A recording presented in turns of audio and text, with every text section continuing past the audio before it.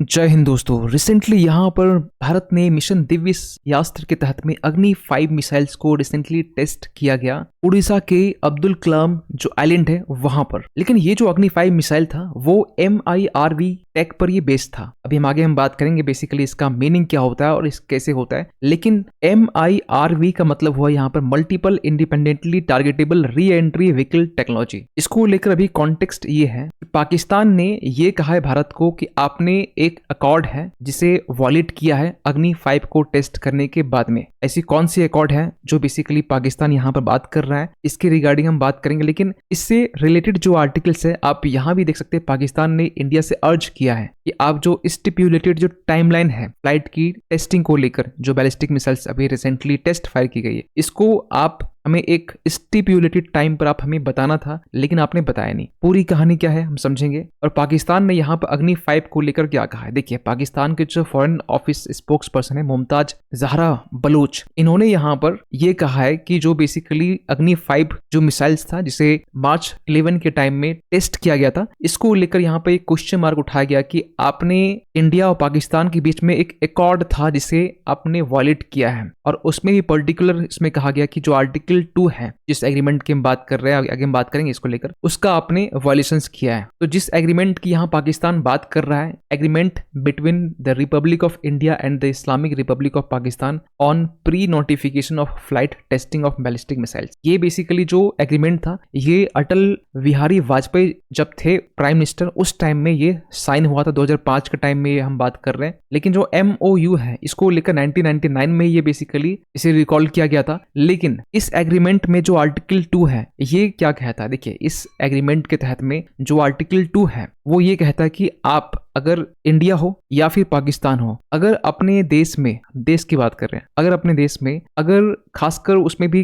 बोला जा रहा है कि जो बॉर्डर एरियाज हैं उसके समथिंग 70-80 किलोमीटर के रेंज तक में अगर आप बैलिस्टिक मिसाइल्स का टेस्ट कर रहे हैं, तो इसके लिए आपको एडवांस में आपको दूसरे कंट्री को आपको इन्फॉर्म करना पड़ेगा। ये कंपलसरी है क्योंकि ये बेसिकली जो एग्रीमेंट है ये पिछले साल पिछले 2005 के टाइम जब साइन किया गया था उस समय ये जो बेसिक जो बातें हैं वो लिखी गई थी। लेकिन यहाँ पर कहा गया कि अगर आप सरफेस टू सरफेस मिसाइल या फिर लैंड और या फिर सी से अगर लॉन्च करते कोई भी फ्लाइट, तो इसको लेकर आप हमें इन्फॉर्म करेंगे। पाकिस्तान करेगा तो इंडिया को करेगा, और इंडिया करता है पाकिस्तान करना पड़ेगा। लेकिन यहाँ पर इसका ये बेसिकली पाकिस्तान का ये एलिगेशंस ये है कि इंडिया ने हमें इन्फॉर्म नहीं किया 3 दिन के एडवांस में। वैसे जो लॉन्च विंडो होता है वो 5 डेज का होता है, 5 डेज के अंदर आपको बोलना है, लेकिन 3 डेज होता है बेसिकली आपको ये कंपलसरी है कि इससे पहले आपको बोल देना है। तो पाकिस्तान यहाँ पर कंसर्न इसलिए भी है क्योंकि पाकिस्तान के पास में, क्योंकि MIRV जो अग्नि 5 मिसाइल्स है उसकी रेंज जो है 5000 किलोमीटर की है। अब यहाँ आगे हम बात करेंगे इसको लेकर। लेकिन पाकिस्तान का मेन कंसर्न इस चीज को लेकर कि क्योंकि पाकिस्तान के पास में इतनी बड़ी रेंज वाली जो मिसाइल्स है अब तक नहीं है। इसके पास जो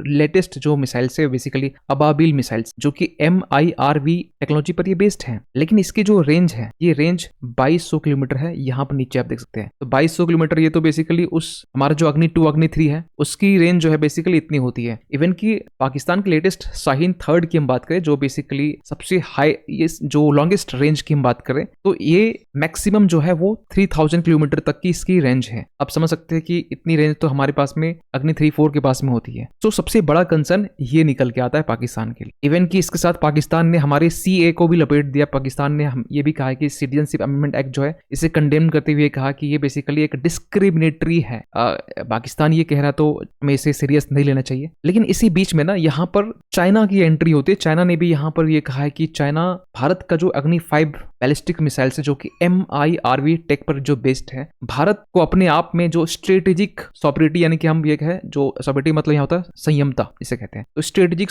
जो संयमता है ये इसे बरतनी चाहिए। अब चाइना हमें ये सिखा रहा है, जबकि ऑलरेडी चाइना के पास में MIRV टेक पर बेस्ड इनके पास में बैलिस्टिक मिसाइल्स है। और मेन कंसर्न चाइना का इसको लेकर है कि जो हमारे पास में रिसेंटली अग्नि 5 का जो रिसेंटली टेस्ट फायर किया गया, इसकी जो रेंज है 5000 किलोमीटर है। अगर हम इन शॉर्ट बोले मैप के अकॉर्डिंग, तो ये पूरा जो अरब वर्ल्ड है, ये पूरा अरब वर्ल्ड कैप्चर कर लेता है। इवन की आप देख सकते हैं अफ्रीकन कॉन्टिनेंट का जो ईस्टर्न पार्ट है, इवन की यूरोपियन कंट्री भी कुछ पहुंच जाता है, इवन टर्की, ये सारे जो कंट्री है यहाँ तक भी इसकी रेंज पहुंच रही है। रशिया को पूरा कैप्चर कर रहा है लगभग ईस्ट को छोड़ के। चाइना को आप देख सकते हैं, जो बेसिकली चाइना है, यहाँ पर भी पूरा ये जो नॉर्दर्न और वेस्टर्न का जो पोर्शन है इसको भी कवर कर रहा है। लेकिन चाइना थोड़ा सा खुश इसलिए क्योंकि चाइना का जो मैक्सिमम जो पॉपुलेशन है वो 94% लगभग वो ईस्टर्न साइड में रहते हैं। इसके बहुत सारे रीजन है, क्योंकि यहाँ पर डेवलपमेंट ज्यादा है, इंफ्रास्ट्रक्चर अपॉर्चुनिटी बहुत सारी इसके रीजन है, हिस्टोरिकल एक्सेस भी है ऐसे पहले से। अब 6% जो है पहली बार नहीं है। हमने इसके पहले अग्नि 5 की जो मिसाइल्स, बैलिस्टिक मिसाइल्स पहली भी टेस्ट फायर किए हैं, लेकिन ये MIRV पर ये बेस्ड है। तो इसको लेकर जब हमने पहली बार अग्नि 5 का टेस्ट किया था तो इसको लेकर भी चाइना ने UNSC पर रेजोल्यूशन लाया था भारत के खिलाफ में। तो सवाल अब निकलता है कि ये बेसिकली अग्नि 5 जो मिसाइल्स, बैलिस्टिक मिसाइल्स है, MIRV टेक पर बेस्ड, ये एक्चुअली है क्या? देखिए अभी इसके बारे में बात करें तो अभी फिलहाल ऐसे 5 देश है जिनके पास में ये टेक्नोलॉजी है, यानी कि US,